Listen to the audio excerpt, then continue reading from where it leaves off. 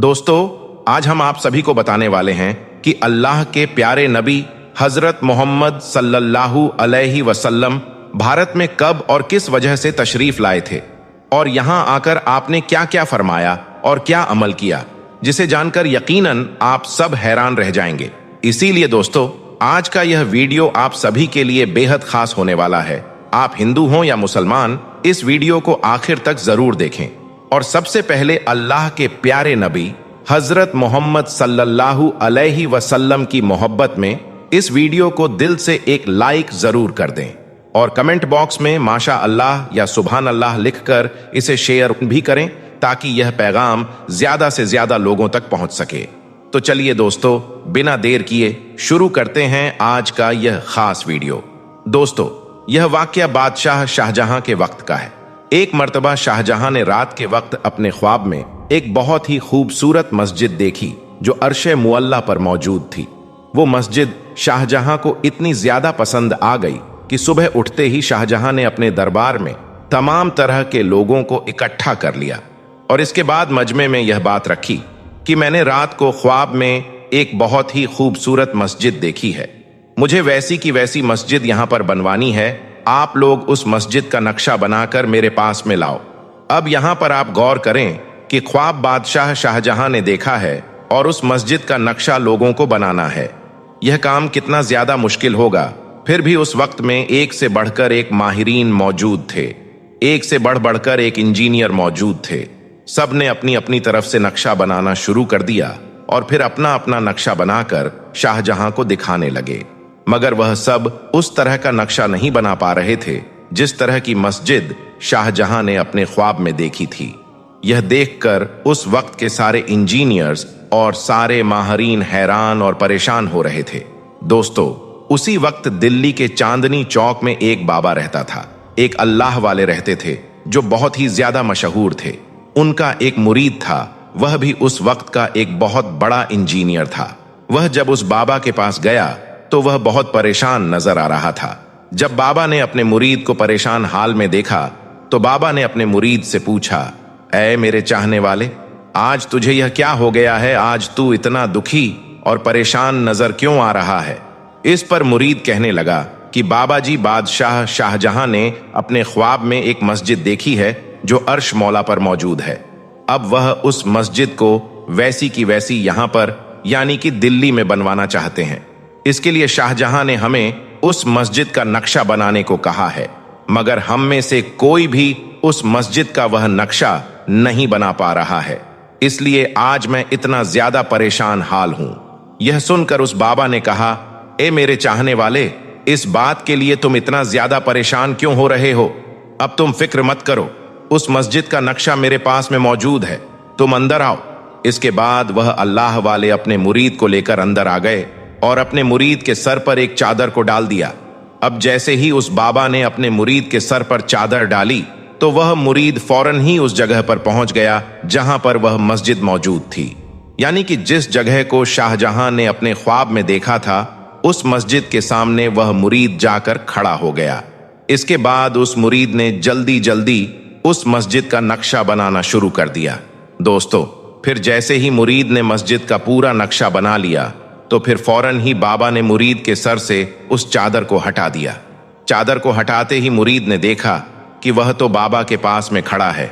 यह देखकर मुरीद बहुत हैरान हुआ और बाबा से पूछने लगा कि आप मुझे यह बताएं कि मैं अभी अभी कहां पर गया था और वह मस्जिद कहां पर मौजूद है। यह सुनकर बाबा ने कहा कि बच्चा, अब तुम्हारा यह काम हो चुका है। अब तुम यह मत पूछो कि तुम कहां पर जाकर आए हो। अब तुम जल्दी से जाकर यह नक्शा बादशाह शाहजहां को दिखा दो और उनसे पूछो कि उनको यह नक्शा पसंद आया है या नहीं आया। इसके बाद वो मुरीद उस नक्शे को लेकर सीधा बादशाह शाहजहां के पास पहुंचा और वह नक्शा उनको दिखा दिया। अब बादशाह शाहजहां ने जैसे ही उस नक्शे को देखा तो उसको देखकर वह हैरान रह गया, क्योंकि वह नक्शा तो बिल्कुल वही था जो उन्होंने अपने ख्वाब में देखा था। इसके बाद शाहजहां ने मुरीद से यह बात पूछी कि तुम्हें यह नक्शा कहां से और कैसे मिला है? तुमको यह कैसे पता चला कि मैंने यही मस्जिद अपने ख्वाब में देखी है? तो यह सुनकर मुरीद ने कहा, बादशाह सलामत, आप सिर्फ यह बताएं कि आपको यह नक्शा पसंद आया है या नहीं। आप यह मत पूछिए कि यह नक्शा मैंने कैसे बनाया है और मैं इसे कहां से लेकर आया हूं। इस पर बादशाह शाहजहां ने कहा, हाँ, मुझे यह नक्शा बहुत पसंद आया है और यही वह मस्जिद है जिसे मैं बनाना चाह रहा हूं।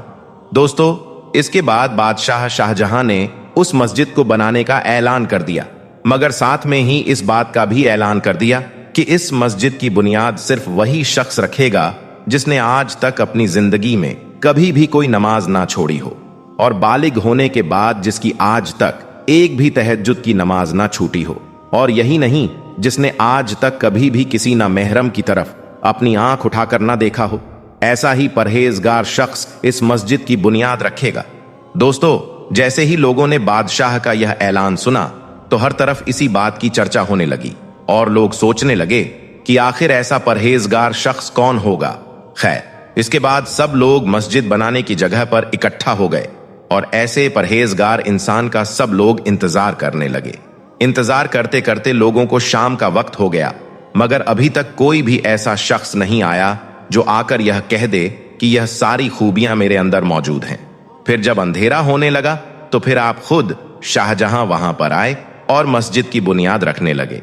अब जैसे ही वह इस काम के लिए आगे बढ़े तो वहां पर जितने भी उलमा इकराम मौजूद थे, सब ने उनको रोक लिया और कहने लगे कि बादशाह सलामत, आपने तो कहा था कि इस मस्जिद की बुनियाद सिर्फ वही शख्स रखेगा जिसने आज तक कभी भी नमाज ना छोड़ी हो, जिसकी आज तक कोई भी तहज्जुद की नमाज ना छूटी हो, जिसने आज तक कभी भी किसी ना महरम की तरफ आंख उठाकर ना देखा हो, तो फिर आप इस मस्जिद की बुनियाद कैसे रख रहे हैं?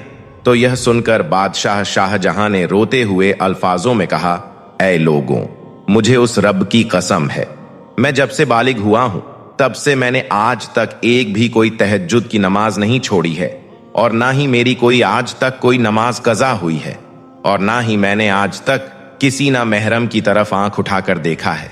दोस्तों, इसके बाद उस मस्जिद की बुनियाद रख दी गई और कुछ वक्त के बाद में मस्जिद पूरी तरह से बनकर तैयार भी हो गई।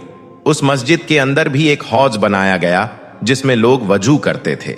अब बारी आई उस मस्जिद में नमाज पढ़ाने की, तो अब बादशाह शाहजहां ने इसके लिए भी एक और शर्त रख दी और वह शर्त यह थी कि बादशाह ने अब यह ऐलान कर दिया कि इस मस्जिद में जब तक हमारे प्यारे नबी हजरत मोहम्मद सल्लल्लाहु अलैहि वसल्लम तशरीफ नहीं ले आते हैं और जब तक इस मस्जिद में पहली नमाज अल्लाह के प्यारे नबी नहीं पढ़ लेते हैं, तब तक इस मस्जिद में कोई भी नमाज नहीं पढ़ी जाएगी।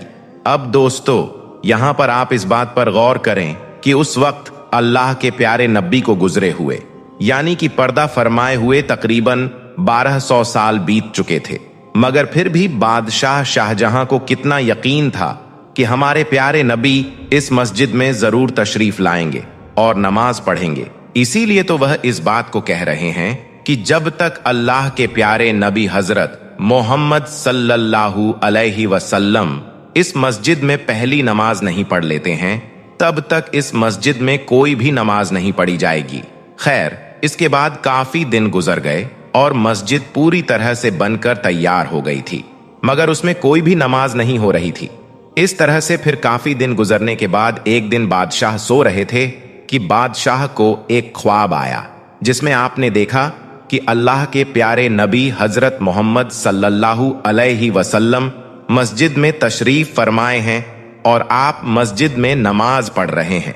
दोस्तों, हम आपको बता दें कि जब प्यारे नबी ख्वाब में आते हैं तो वह ख्वाब यकीनन सच्चा होता है, क्योंकि शैतान कभी भी अल्लाह के प्यारे नबी की शक्ल और सूरत इख्तियार नहीं कर सकता है। यह अल्लाह के प्यारे नबी का एक बहुत बड़ा मोज़ा है।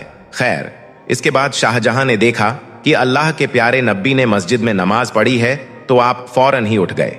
इसके बाद आपने वजू किया और उस वक्त वहां पर जितने भी उलमा इकराम मौजूद थे और जितने भी सिपाही मौजूद थे, सबको इकट्ठा किया और लाल किले के रास्ते से होते हुए फज्र की नमाज पढ़ने के लिए उस मस्जिद की तरफ जाने लगे।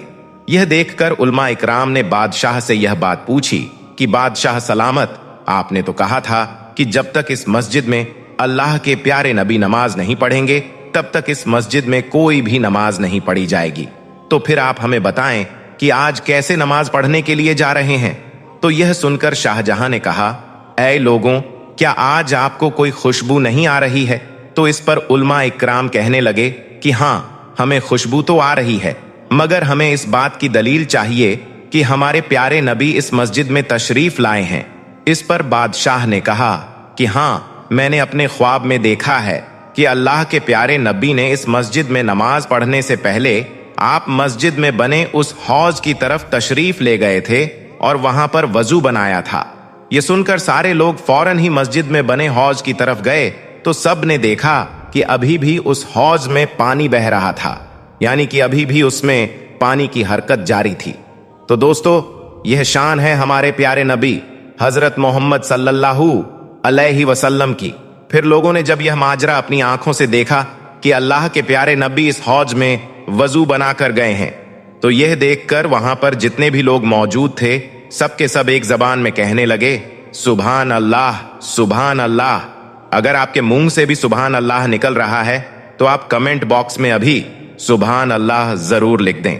दोस्तों, फिर उसी दिन से उस मस्जिद में नमाज पढ़ना शुरू हो गया। मगर दोस्तों, क्या आप जानते हैं कि वह मस्जिद कौन सी है? तो हम आपको बता दें कि वह मस्जिद दिल्ली में मौजूद जामा मस्जिद है, जिस मस्जिद को लोग आज पिकनिक की जगह समझते हैं। लेकिन याद रखें, दिल्ली की जामा मस्जिद बहुत ही ज्यादा मुकद्दस मस्जिद है। अब अगर आपको यह लगता है कि यह वाकया झूठ है या फिर मनगढ़ंत है, तो हम आपको बता दें कि आप खुद दिल्ली में बनी इस मस्जिद को जाकर देख सकते हैं और उस जगह को भी देख सकते हैं जहां पर अल्लाह के प्यारे नबी ने वजू बनाया था। उस जगह को आज भी जालियों से घेरा हुआ है और उस पर लिखा हुआ है कि यह वही जगह है जहां पर अल्लाह के प्यारे नबी ने आकर वजू बनाया था, जैसा कि आप इन फोटो में भी देख पा रहे हैं। अल्लाह ताला से दुआ है कि अल्लाह पाक हम सबके दिलों में अपने प्यारे नबी हजरत मोहम्मद सल्लल्लाहु अलैहि वसल्लम की मोहब्बत को पैदा करे और उनके लिए मर मिटने का जज्बा पैदा करे। आमीन, अल्लाहुम्मा आमीन। दोस्तों, अल्लाह ताला ने कुरान पाक में फरमाया है कि हमने हर कौम के अंदर नबी यानी डर सुनाने वाला भेजा है। तो अब सवाल यह उठता है कि फिर अल्लाह ताला ने हिंदुस्तान की सरजमीन पर अपने किस पैगंबर को भेजा था, यानी कि अल्लाह ने भारत में अपने किस नबी को भेजा था और हिंदू धर्म के मानने वाले लोग किस नबी की उम्मत हैं? आज हम आपको इसी सवाल का जवाब देने वाले हैं, जिसे जानकर यकीनन आप भी हैरान रह जाओगे। इसीलिए आज का यह वीडियो आप सभी के लिए बहुत खास है। आप हिंदू हों या मुसलमान, आप इस वीडियो को आखिर तक जरूर देखें। वीडियो को दिल से एक लाइक करके इसे शेयर भी कर दें ताकि यह जानकारी और भी लोगों के पास में पहुंच जाए। तो चलिए दोस्तों, शुरू करते हैं। दोस्तों, हदीसे पाक से हमें मालूम चलता है कि दुनिया की हर कौम, हर जगह जहां पर इंसान आबाद था, वहां पर हजारों पैगंबर भेजे गए, लेकिन नाम से जिक्र सिर्फ 25 पैगंबरों का ही आया है।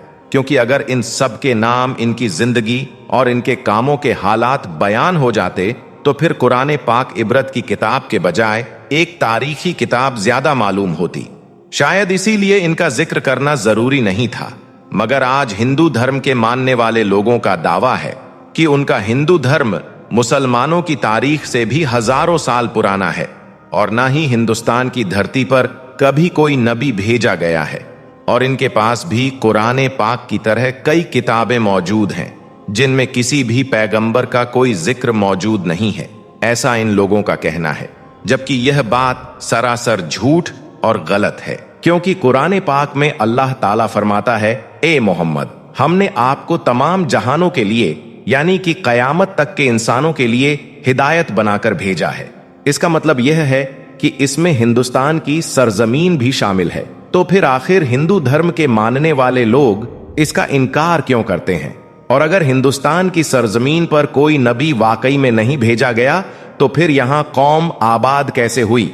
आइए अब आपको इस सवाल का जवाब देने की कोशिश करते हैं। दोस्तों, हिंदू धर्म के मानने वाले लोगों का दावा है कि हिंदू धर्म दुनिया का सबसे पुराना धर्म है। इतना पुराना कि जब इस्लाम या मुसलमान मौजूद ही नहीं था।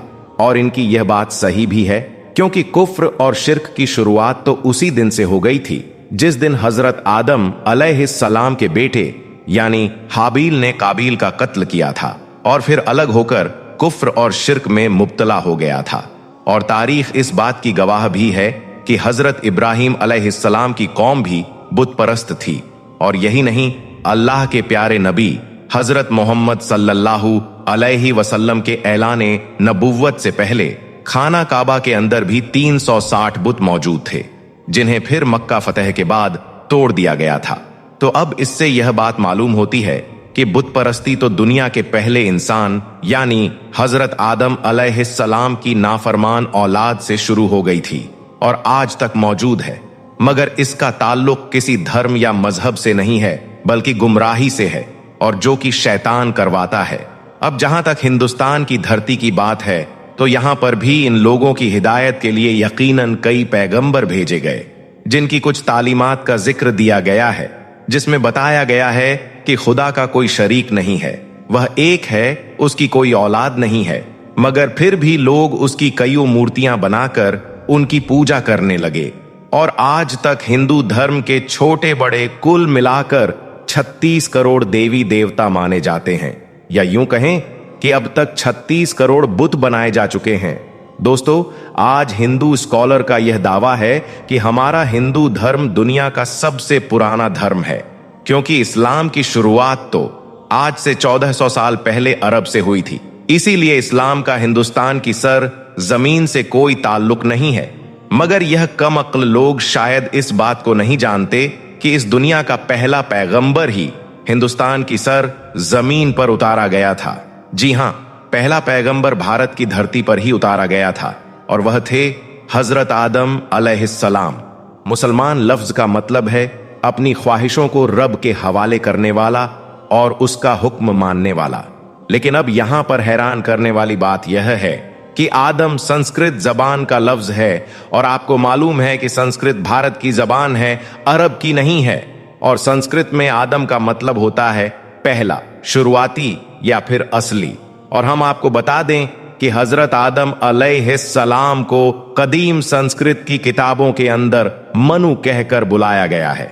अगर हिंदू किसी तरह से उनके वजूद का इनकार करने की कोशिश करें तो ऐसा बिल्कुल नामुमकिन है, क्योंकि इन्हीं की मुकद्दस किताब ऋग्वेद और पुराण में आदम की पैदाइश और फरिश्तों का उनको सजदा करना, और फिर आदम की पसली से हजरत हव्वा की पैदाइश, शैतान का इन दोनों को बहकाकर जन्नत से निकलवाना और फिर इस जमीन पर उतार देने का जिक्र साफ तौर पर मौजूद है।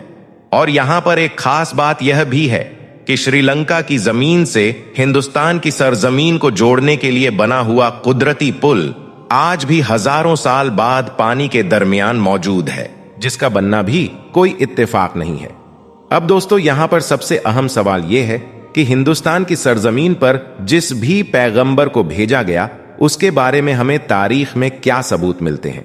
यहां पर सबसे पहले तो हम आपको बता दें कि हिंदू नाम का कोई भी मजहब तारीख की किताबों में मौजूद नहीं है, और ना ही हिंदू धर्म की किसी भी किताब में और ना ही किसी आसमानी किताब में हिंदू नाम का कोई जिक्र है।